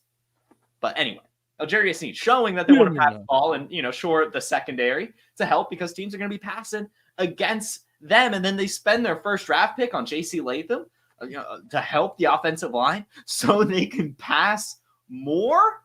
Will Levis has a cannon for an arm. They bring in Brian Callahan, the old Bengals offensive coordinator who made Jake Browning look like Peyton Manning. I mean, I have been investing into this Titans offense. Tony Pollard, Tyjae Spears, DeAndre Hopkins, those 3 in particular, I really, really love for this season. And a big reason I love those is I do believe that Will Levis can sustain those guys, not only as pass catchers, but just as fantasy producers in general. I really do believe in this offense, even down to Tyler Boyd. And if I'm going to say that, if I'm expecting all these pass attempts and all these pass catchers to do well, then I've got to expect the quarterback to do well. So I'm getting Will Levis year 2, right? Again, just like I said at the top of the show, it is impossible to buy young quarterbacks after they break out. Buy into them before they do it. We saw in his first game was 400 yards against my Atlanta Falcons, just absolutely slung it. Or 4 touchdowns, not 400 yards, 4 touchdowns. Anyway, 4 touchdowns. Right, 4 touchdowns. So just get him. So, yeah, this is sometimes things scream in your face. Yes. And some people choose to look the other way and try their damnedest to not hear it. When others decide, I'm going to keep it easy. I'm going to make this easy. I'm going to listen to what they're saying. The team's telling you, straight up and down like 6 o'clock that they want to throw the football. And you just listed off all the reasons: the coach, the offensive line, the offensive line coach, the weapons in the passing game. This guy's ready for the year 2 breakout. This is the type of guy who has a laser rocket arm and a chip on his shoulder. It's tough to see. Will Levis is going to get every opportunity to shine, or he's going to go down with his chip. And we'll see how it plays out. But I'm willing to get in on Will Levis right now because the price isn't all that high. The price right now for Will Levis is quite affordable. And I was going to try to do another second trade on air and send you Will Levis because I have Will Levis in Trade Gods League. But the quarterback, my other quarterback's Derek Carr, so I literally need a quarterback in return. And you don't want Geno Smith? I knew you were going to say that. Well, let me see. I don't like all of my other quarterbacks are kind of like hard to move on from. It's Matthew Stafford, Bryce Young, Michael Penix, and JJ McCarthy. And it's like, I don't know. I could maybe figure out a JJ McCarthy package. Maybe, because I do have a lot of McCarthy, but I love the dude. So it's like, it's a tough one. It is a tough one, to be honest with you. It's got to probably be Geno, my 5th quarterback. Yeah, that's a TBD. That's a to be determined. All right, let's move on. That'll be off camera. That'll be come back for the addendum. That'll be when you make the addendum to the Allwine law. There'll be an update if we can make a trade, but maybe you have to make a trade for another quarterback, and then you come either way. Too much. I do want Levis. I have D-Hop, so maybe I want D-Hop because I have Levis. Maybe you want D-Hop. Ooh. The night is young. Anyway, my next buy, number 7 on my personal list of buys, is a running back that, quite frankly, just needs to be. I'm going to say this very frankly. He needs to be loved because Jerome Ford at running back 38 is asinine. It's ridiculous. In trade markets right now. It's asinine. We're already getting strong reports from the Browns that Nick Chubb will not be ready for the start of the season. The Cleveland Browns, again, we just talked about the Titans telling us something. The Browns brought in Dionte Foreman. And they've already said, the reporters have already stated, it's clear Dionte Foreman was brought in to fill the shoes of Kareem Hunt. Kareem Hunt, that was relegated to short distance stuff last year. Yeah, that's all Foreman's poised to do.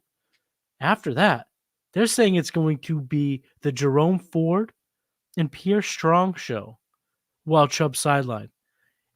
And newsflash for all those who think Chubb's going to come back and be Nick Chubb of old, this was his second devastating knee injury to the other knee. He is playing one of the toughest positions in all of sports physically with 2 shoddy knees, and he's past the age apex. If you are going to put your eggs in that basket, you are driving your F-350 on the thinnest of ice, and you're looking to be in some fucking cold water if you try to gamble like that with Nick Chubb. But right now, for running back 38 prices, you can bring in Jerome Ford. Last year without Nick Chubb, Jerome Ford was running back 16 on the season. 44 receptions and 9 total touchdowns. If we see some improvements to his efficiencies in the run game, which I think is absolutely on the table for a third-year running back, you might be getting into the Jerome Ford business at running back 30, running back 38, 38, 40 price, and you might be bringing a top 15 guy. It feels like a no-brainer. And sometimes we just have to look ourselves in the mirror and say, KISS, keep it simple, stupid. Don't get crazy. Just buy in on a running back that people are forgetting when we were going to be looking back at this and being like, oh, man, Jerome Ford was running back to 11? I didn't see that coming. It's like, well, it was fucking right there the whole time. It was right there. Don't miss out on Jerome Ford. Anything around Jerome Ford? And if not, we can keep this party going. I actually wrote about Jerome Ford in the draft kit. That was one of my players. And I basically said exactly what you said. It is kind of ridiculous, his value right now. Even if Nick Chubb is healthy, or not even healthy, but like worst case scenario, right? He plays week 1. Like we saw last year, even Kareem Hunt was pushing Jerome Ford. But you mentioned that Jerome Ford was still productive with only a 55% opportunity share. That's probably what about he would get even if Nick Chubb was healthy. He's still probably going to get the same thing because even if Nick Chubb returns, he's not getting the workload he used to get. He's not. We can all agree there. It's going to be a committee approach at his age. And Jerome Ford showed more than enough. He's a really, really good running back, very consistent. He can handle the volume. It's not like the highest ceiling in the world, but where you're getting him right now, it's unbelievable. It really, really is. It's an incredible buy right now. The fact he's going after Nick Chubb, I think, should be reason enough. Yeah, if you can move Nick Chubb for Jerome Ford, you're doing it right. I mean, you're dynastying it at an elite level, to be quite frank. Right. Exactly. So it's good stuff. That's a good call. And why don't I stay with another player in the same range? Different position, but someone that can actually help win your league this season and unfairly being undervalued. Maybe a more of a Nick Chubb thing because of injury, but I'm actually going to say that TJ Hocknson needs to be bought. This is probably honestly more of a redraft take, but you can do it in Dynasty too. He's obviously valued pretty highly in Dynasty. He's tight end 7, but this is a player who was like tight end 3, tight end 2 at a point in time and has the production to get back up there, the ability to get back up there pretty easily. But in a redraft, I mean, he's going in like the 13th, 14th round. But everything we're hearing is that he's actually ahead of schedule. We saw he was actually part of the Vikings. He was the star of the Vikings schedule release video, clearly healthy enough to film that thing. He's walking around, obviously still going to miss some weeks, but that doesn't matter. It doesn't matter if he misses some weeks because at the point you're getting him, you're already going to have to draft another tight end anyway. You're going to have someone to fill in the gaps. And when he comes back, it's when it's actually important for your fantasy teams. We only care really about weeks 8 onward. Like that is when it really, really matters for our fantasy teams. And that's more than likely when he's going to be back. And last year, TJ Hocknson, in only 14 and a half games, was on pace to finish as the tight end 1. In only those 14 games, he had 95 receptions, 960 yards, and 5 touchdowns. That was the second most receptions over the whole season, the 4th most yards over the whole season, and the 7th most touchdowns amongst tight ends the entire season. He still, despite missing those 2.5 games, still finished top 5, tight end 4 in standard, tight end 2 in full PPR, or sorry, tight end 2 in points per game. So it's just like the guy produces at an unbelievable level. And you can get him super late in your drafts, and he's going to be able to fill in a spot at your tight end position that's hard to get production at. So buy him before he returns. I cannot stress that enough. I really can't, because TJ Hocknson has produced time and time again. I understand the quarterback concerns, but as I talked about a little bit earlier, I do believe in JJ McCarthy. TJ Hocknson is clearly target 2 behind Justin Jefferson. I think he definitely is ahead of Jordan Addison in the pecking order when healthy, and he's going to still get a ton of targets. He's still going to be one of the best tight ends in fantasy, and you can get him right now at a discount because he's injured, but that won't always be the case. He will be back at some point scoring points for your team. Buy him before it's too late. I also wonder, couldn't he just come back like week 3? Yes. Like, isn't there a wild scenario where he's back on the field quickly and he's back to being more effective? Call it Halloween. Yes. Feels as if the price reflects a certainty that he's going to be out for a long time to start the year, when I don't know if we can totally write that off. We're seeing these athletes come back from ACL injuries faster and faster. And like you mentioned, he's not 38. He's not 33. He's still in the prime of his tight end career. Yeah, this is one of those times where everyone who moves on from TJ Hocknson might be looking at each other come Halloween being like, why did we want to play doctor? Why did we want to go ahead and play doctor when we should have just listened to Jason on the Trade Gods finale? Yeah, TJ Hockenson. I actually took TJ Hockenson and Scott Fishbowl. So nice. I wanted him so bad. He got sniped from me. He was like my tight end target. So congrats. Let me finish. But when I tell you where I had to take him, you may not say congrats, because there was a gnarly tight end run. I took him in the 6th. I took him early. I bet on, like, again, there was a cliff of the tight ends went so quickly early on. They did. That I was staring at Njoku and Hockenson and then the Goddard below. Mm-hmm. And with this league, I felt like you need to have a high warp tight end. So I took Njoku in the 5th and then double tapped TJ Hockenson for ultimate upside in the 6th. It's a high risk play, but in a tournament like Scott Fishbowl, as you know, back-to-back playoff participant, you got to make a little bit of risk. You got to be different. You got to differentiate your lineup a little bit to stand out. And this next guy I'm going to talk about, again, is going to put a lot of people to bed. It's almost 11 o'clock, so please bear through this because we got some more.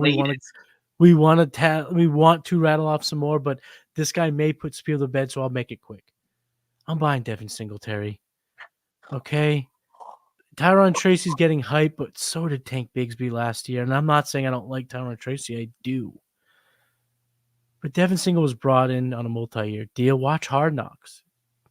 Joe Shane and Brian Daboll were like, they basically said, why do we need Saquon? We could have Devin Singletary.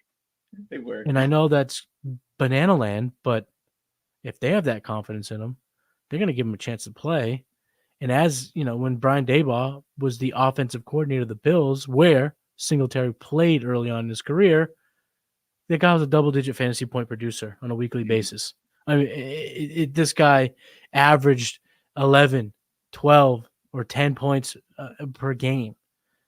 And that might not sound impressive, but again, going around running back 40 in most trade markets. When the bullets are flying and the bye weeks are here and the injuries are real, you're going to wish you had a chance to put Devin Singletary in your lineup. And if you can acquire him now at the prices he's being marketed and valued for, just bring him on now, hold your nose, bring him aboard. And I think you'll find out, you'll come to realize that he makes your starting lineup more often than he doesn't for the New York Giants his first year as a New York Giant. He's also going by Motor Singletary now, which exactly the rebrand. Cool. It's pretty cool rebrand.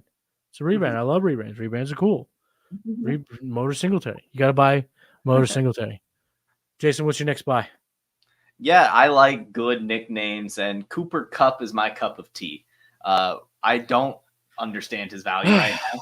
Sorry. It's late, so I'll let it slide. It's the finale, so I'll let it slide. By the way, I'm sure this has to be the latest Player Profiler's ever been live. I don't know. I mean, we've got to at least be approaching. I know we have no. If we don't include draft weekend. Oh, yes. Yeah. Because we were running shows till like 1 a.m. Yeah. So if you don't count the draft bonanza when we're all together, I think we're probably up. This might be unless I'm thinking like a Dynasty Warzone. I know they start kind of late on Sundays. They might have pushed maybe. Yeah, the Dynasty Lockdown or something like that Billy did last year. Anyway, with Bradley, it was like a Saturday night show on the West Coast, so that might have pushed this. But this is you can't because we're not going West Coast time. We're going East Coast. Exactly. East You know, it was like 7 for that. Right. Yeah. So but anyway, Cooper Kupp, West Coast player. Absolutely. Born and bred. Yeah, exactly. All Western Kentucky or something like that. No, Eastern Washington, but Western side of the country. Western side of the country. Cooper Kupp. What are we doing? This is a type of profile that ages gracefully in the league. And I understand last year, Cooper Kupp was less than 100%, and he was outproduced by Puka Nacua. Was he? Because last year, actually, despite missing the 4 games last year, Cooper Kupp actually still finished 9th in total red zone targets amongst all wide receivers. And in games that both Puka Nacua and Cooper Kupp was out there, Cooper Kupp actually had more games with 10 or more targets. Cooper Kupp is still clearly a very, very vital part of this Rams offense. Puka Nacua is going to Cooper Kupp's house to still learn from him. And everything we're hearing from camp is that the Matthew Stafford and Cooper Kupp connection is still alive and well. He's only 31 years old. I know that seems, old, but Adam Thielen was still playing at a very high level last year. He's 33, still lighting up the camp at 34 this year. Again, that type of player ages gracefully. And you're talking about Matthew Stafford now. He's coming rejuvenated off of the new contract restructuring or just redoing, I guess, making more money. An offense that's going to pass the ball a ton in general, and a player that has literally had the best wide receiver season of all time. Like, I don't understand why we're valuing him so lowly right now. Wide receiver 36 in dynasty rankings for win now teams. That is a screaming buy. One of my number one moves this offseason has been taking Tyreek Hill to see what I could get on top of Cooper Kupp. Spoiler alert, it's a lot, and you're probably actually going to gain fantasy production. I believe that it is not that shocking or that even hot of a take to say that Cooper Kupp will outproduce Puka Nacua next season. There's still plenty of opportunity for both of them to be top 15 wide receivers. And Cooper Kupp is valued well outside of that in both seasonal and dynasty. I want every piece of that man I can get. I'm very excited for this season. I think we're gearing up for another huge one. And he's just going to be such an important part of an offense that's still trying to get into the playoffs, right? Like they have a very competitive team. And they're looking better offensive line, better run game. Another year with Puka Nacua, healthy Cooper Kupp. I'm excited. I'm getting this, man. And I want him. For anyone that's too nervous about the Kupp situation because Puka Nacua is there and they believe Puka Nacua is a good player, I think you can rest easy. I'm going to bring up an example from just a couple of years ago. Mm-hmm. Tom Brady, in his twilight of his career for the Tampa Bay Buccaneers, played with Mike Evans and he played with Chris Godwin. And when we go back, you just see back to back, both guys having 1,000-yard seasons, both guys having a season of which they have double-digit touchdowns, and both guys were top 15 wide receivers each of the years, including a year in which they were both in the top 13. So, given the fact that Cooper Kupp is being valued outside of that range, going around, he's around wide receiver 40 right now in most markets. Puka can still be, wide receiver 7, and Cooper Kupp could be wide receiver 14 on a points per game basis. And you have gotten such a return on your investment that, and I'm going to throw this out there. I think that initially most will think this is bold, but I think once it settles in and people actually hear what I'm saying, I don't think it's that bold. You could also flip that around. Cooper Kupp could be wide receiver 7 on a points per game basis. Puka Nacua could be wide receiver 13, and both have really goddamn good years. Be very good players. 100%. Aging quarterback, veteran quarterback, prolific passer.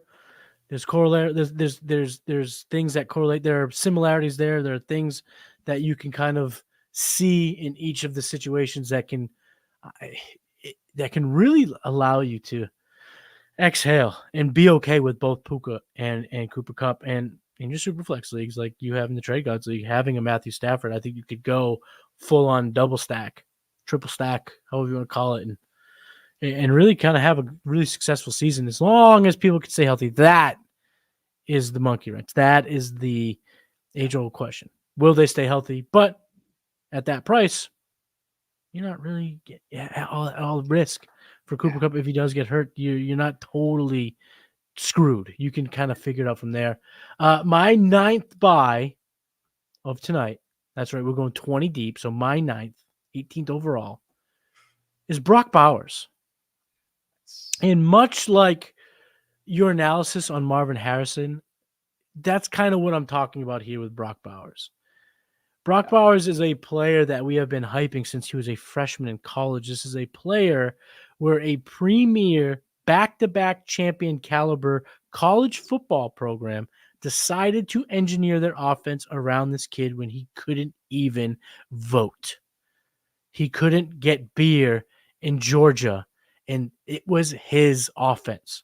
And now that he's a professional, we're going to poo-poo him because Kyle Pitts hasn't really fired yet. Well, newsflash, go try to trade for Kyle Pitts right now. Try to sell Kyle Pitts. See what the Pitt market right now is on fire. And this is a guy that everyone and their mother wants to throw shade at. Kyle Pitts, I'm talking. So, looking at Brock Bowers, the prospect profile, the hype, the ability, the unique skill set, the athleticism. Buy now. I mean, on keep trade cut, Jason, he's fallen to tight end 6. On player profile, we got him at tight end 2. And I can say that for 1 hour and 5 minutes. I can still say wait. We player program as a tight end 2. The discrepancy on most marketplaces and where we got him is glaring.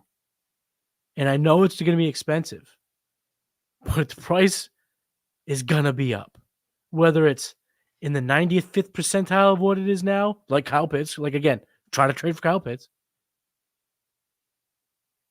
Why not? Why not buy him at a bit of a deflation here?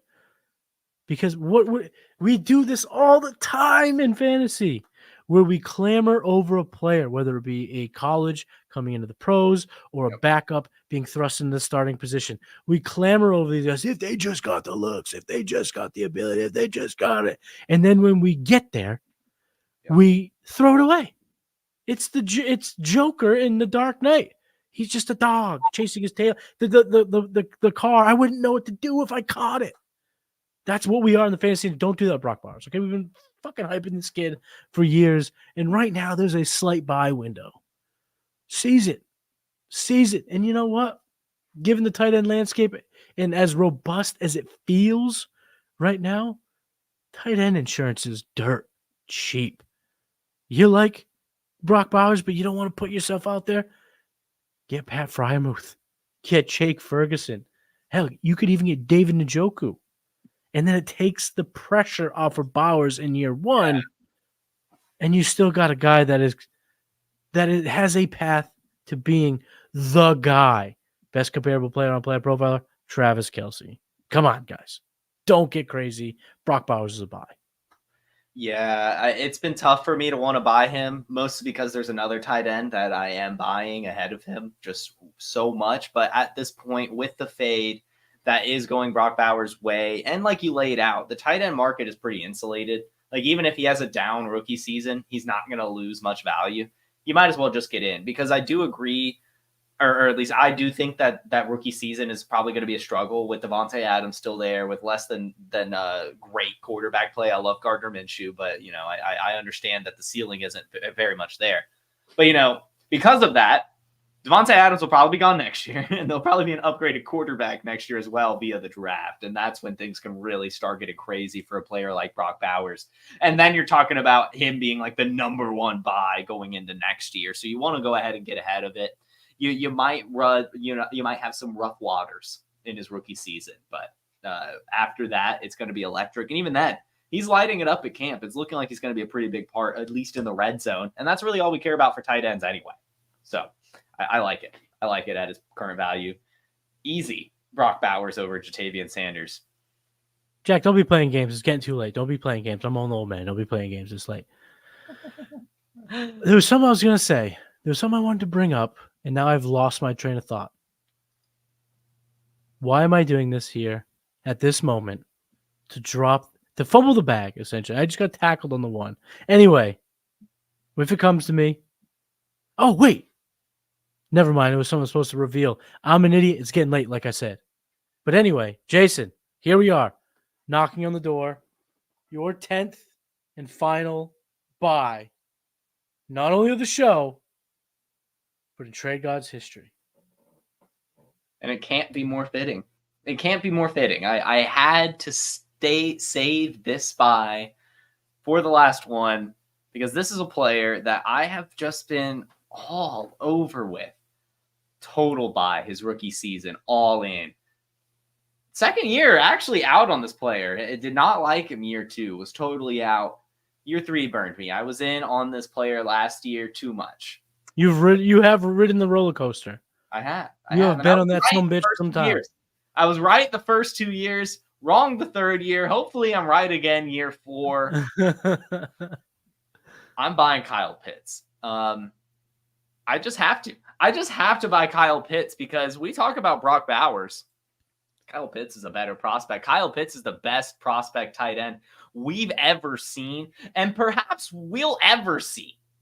6'6", 245 pounds, 4.49 40-yard dash, 81st percentile breakout age at Florida with awful quarterback play, 85th percentile catch radius, 99th percentile speed score, 1,000-yard rookie season, something we've really never seen before since the Mike Ditka days. Literally the best rookie season from a tight end, better than Sam Laporta's rookie season, where we've just made him as highly valued as he is. And yes, a bad couple seasons, terrible quarterback play, ACL injury.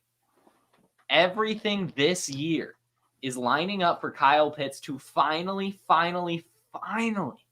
be the player we have wanted him to be. And he's not valued that way. Yes, some hype is going his way. As you've mentioned, he's really lighting it up at camp. People are finally starting to realize, maybe all this Drake London hype that we did. Drake London, the shoot up, he went multiple rounds. None of that happened for Kyle Pitts. Some of that's starting to go his way finally, but it's still not caught up. Kyle Pitts last year, 3rd in slot snaps, 1st in air yards, 1,012 air yards amongst all tight ends, 1st in average depth of target, 37th in catchable target rate. Only 64% of his targets were catchable last year, leading to him having the most unrealized air yards, 479 unrealized air yards last year, the most amongst all tight ends. But now we have Kirk Cousins. I talked about TJ Hocknson. He was on pace to be the tight end 1, almost 1,000 yards last year in only 14 games.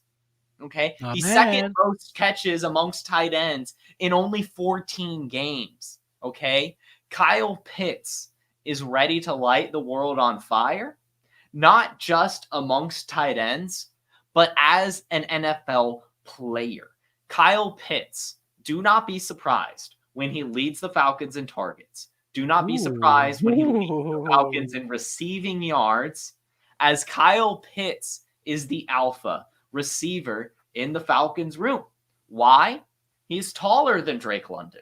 He's heavier than Drake London. He has a higher draft capital than Drake London. He's faster than Drake London. He's a better route runner than Drake London. And lastly, he has better production throughout his career than Drake London. He actually has a 1,000-yard season under his belt, something Drake London has never been able to do despite being healthy. Kyle Pitts is a player every single person needs to get on their dynasty roster at any cost. It's incredible what he's about to gear up and do. And if you can get him now, you will be so ecstatic. Only the tight end 5 in dynasty. You can take a player like Dalton Kincaid and get Kyle Pitts plus. That's ridiculous. You can take Trey McBride and get Kyle Pitts plus. It's ridiculous. Kyle Pitts has done better than these players, is on a better offense. Well, a better passing offense, at least like in terms of potential target share, than these guys as well. I want Kyle Pitts literally everywhere I can get him. Get him before it's too late. League winner. He's going to be the tight end 1 after the end of this season back in Dynasty. He's going to pass Sam Laporta. You're going to wish you had him. Get this dude. Get him. Is there a single tight end in fantasy that you wouldn't tear down from? No, I would definitely explore the Sam Laporta trade as well because we've done this before. Do you remember how hard it was to get Kyle Pitts after his rookie season? Yeah. It was impossible. It was absolutely impossible. And we're doing the same thing here. Yes, great season from Sam Laporta. But I think the argument is there, like I said, with Jameson Williams, that some targets might go away. A lot of what led to Sam Laporta's production last year was the fact he had to. He literally had to. There was no one else outside of Amon-Ra St. Brown really to soak up that stuff. It was him and Jahmyr Gibbs. Those two rookies were asked to do so much last year in terms of the pass catchers. Now Jameson Williams, he's stepping in and actually expected to be a big role. It's going to be just a more compact offense with everyone getting a slice of the pie that I think Sam Laporta's rookie season might end up being his best season, really. You know, maybe more like, because there was a lot of touchdowns last year too. Like it was a really, really, really productive season for a regular tight end. So I would definitely do it because I mean, like, who's to say it doesn't happen like Kyle Pitts, unfortunately, right? Like he, gets injured and then, struggles in year 3. And then we're talking about him being a tight end 6 again. You got to go from the guy that was the tight end 1. You don't want last year's tight end 1. You want next year's tight end 1. And that's Kyle Pitts. That's right. I can't explain it, but there's something about seeing a tight end with 10 touchdowns that you go, is that repeatable? No. Is that repeatable? I mean, you even look at Travis Kelce. He has never gone back-to-back double-digit touchdown seasons. And you're talking about the GOAT for fantasy. I'm not saying Sam Laporta's not good. That's not our point. But I do think that the thought process is strong. No matter who you have at tight end, if you're able to get Kyle Pitts, an additional asset, the tear down feels just too easy to do. I have to ask you this, though, my friend. You live in Atlanta. How do you not have a Kyle Pitts jersey? I don't know, actually. I have a lot of Kyle Pitts football Can you cards just meander on down to the team store and pick one up tomorrow? Yeah, I could. Football jerseys are very expensive. They are expensive. Even the fake ones now, the fake real ones are $150. Yeah, so maybe one day. I'll tell you this. I'll tell you here live on the Trade God Show when it happens. When he actually does outproduce Drake London this season, I will be getting a Kyle Pitts jersey. It will be awesome. And I forgot to actually say, he's younger than Dalton Kincaid. He's younger. Which is wild. It's wild. He's been in the league 3 years and he's only 23. He's only 23. He's 3 months older than Sam Laporta. That's it. Yeah, get Kyle Pitts. He checks every single box. Even when Kirk Cousins retires or leaves Atlanta, Michael Penix is there to spin that thing. Right. Yeah, because we've seen the Cousins connection look real strong already in camp. Just the roommate narrative. In. But going to Penix at any point, you're not mad about it. You ain't mad about it, I can tell you that right now. No. So Kyle Pitts, buy some back. Bye. Kyle Pitts. Bye. Kyle Pitts. Gotta do it for the one timer. All right, here we go. This is the last buy candidate for the Trade Gods. It's been a historic 3 years, a great 3 years, fantastic 3 years, and it's this. It's bittersweet because Trade Gods is ending, but our friendship isn't ending. No. battling it out in leagues isn't ending, and collabing hasn't ended. I mean, we're still doing content. We're going to be doing shows together. But it's nice. It's nice to know that we're ending on a high note. 2-hour show. We said it. I didn't know if we were really joking because we had said it like, fuck it, let's go out with a bang. Let's do 2 hours. Let's go crazy. And we were just like, yeah. But no, we did it. We went 2 hours. But I'm going to end the show. My last buy candidate. I'm going to start by saying one of the things that we've talked about throughout the entirety of the show was cards, trading cards, sports cards. We both like to collect cards.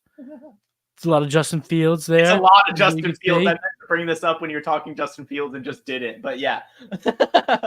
So my last buy is Amari Cooper. I'm going to use a card to tell everybody. And if you're listening to the show, go watch it on YouTube. I am showing everyone my last buy. It is Amari Cooper. I also, while we're at it, I don't know if it's easier to tilt the camera. Yeah. Oh, wow. Right up there. Right there. Yep. That is a Tom Brady card that my man got me when we met in Kansas City. Was the first year of the draft. So I got the Tom Brady card right up there. So again, we've broed out over cards. So it's only fitting to show my last buy in the form of an autographed Amari Cooper rookie card. Red Prism. I'm so bad at I love cards and I don't know anything about Red Prism. But anyway, the Red Prism. Maybe I should just shut up because I nailed it.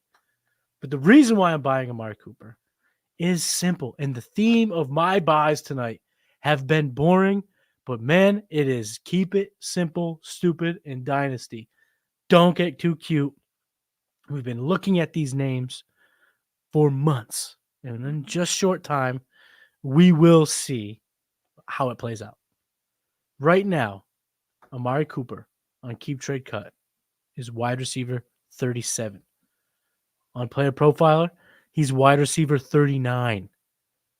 But when you look at his career, and it's trending to be a Hall of Fame career, he has never been lower than wide receiver 31 on a points per game basis. And that goes all the way back to 2017. The Cleveland Browns restructured his deal that indicates he'll be there this year and he'll be there next year. They want him around as the wide receiver 1 for Deshaun Watson in this iteration of the Cleveland Browns. Mm-hmm. They're going to air it out more. Okay, they got rid of Alex Van Pelt. They kind of want to get away from the conservative run game. They want to air it out. They want to let Deshaun Watson be Deshaun Watson. Amari Cooper is going to be the beneficiary of that unlocking. Last year, wide receiver 17 on a points per game basis, only 5 touchdowns. Again, the low mark in his career. He's done that a number of times, but that's the lowest touchdown total he's ever had, 5. 10th in receiving yards last year, 10th in unrealized air yards. So much meat was left on that bone because Joe Flacco didn't play the whole season. If he played the whole season, Amari Cooper would be a top 10 receiver. Yeah. We saw 200-yard games. We saw absolute blow-ups for Amari Cooper. But when you look at his yards per reception, 3rd in the league, his yards per team pass attempt, 13th in the league. In his yard per route run, still wide receiver 15. Again, don't overcomplicate it. I know he's 30, but Amari Cooper was Jamar Chase before Jamar Chase. He was Malik Neighbors, Marvin Harrison before any of those guys. He was the 4th overall pick coming off a Biletnikoff Award winner at Alabama. Yeah. Amari Cooper is the OG top dog receiver prospect. As the kids say, he built different. Yes. And he's built to last. And if you look at Player Profile, he's one of my guys. And he will be one of my guys for another 50 minutes. But anyway, buy Amari Cooper. Buy Amari Cooper. And before we sign off, there's a couple things in the chat. Jazz, is Brock Bowers your 105 and 1 QB? Yes, if Odunze isn't there. Yeah. But I'm also like Jaws hoping for Odunze.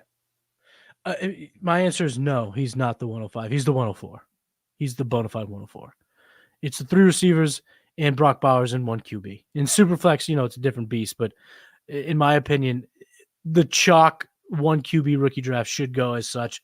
It should be the Harrison, Neighbors, Odunze, Bowers, Worthy, Caleb Williams. That's how it goes in my mind. Right after that, I think you could go. You could go Thomas, but I think Jaden Daniels is right on that next level too. So if you want to go 1 QB, but yeah, I think that Bowers is absolutely there. If he's there for the 105, smash it. Take it, because even if, like we said, you want a little bit of tight end insurance, it ain't going to cost you much to bring in a guy and alleviate some of that pressure of Brock Bowers not firing right away. But the trade gods always fired. 3 years, the trade gods came strong. Today, the last episode has come. It has ended. Jason, it's been great. Friendship is still absolutely there.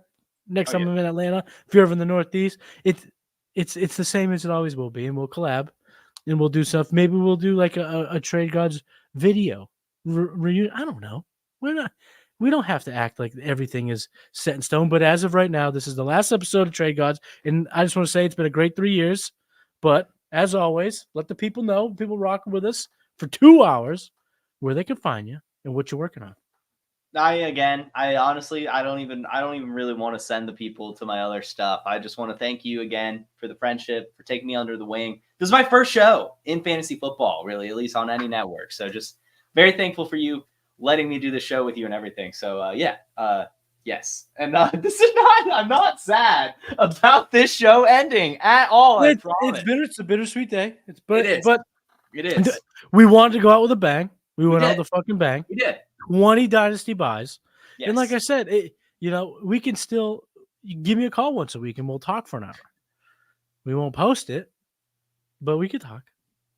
Yes, we can. And we'll still have the Trade Gods League. It's not a problem. We'll still be there. Trade Gods League. We got Wake and Take Invitational. Yes. But again, just love this show.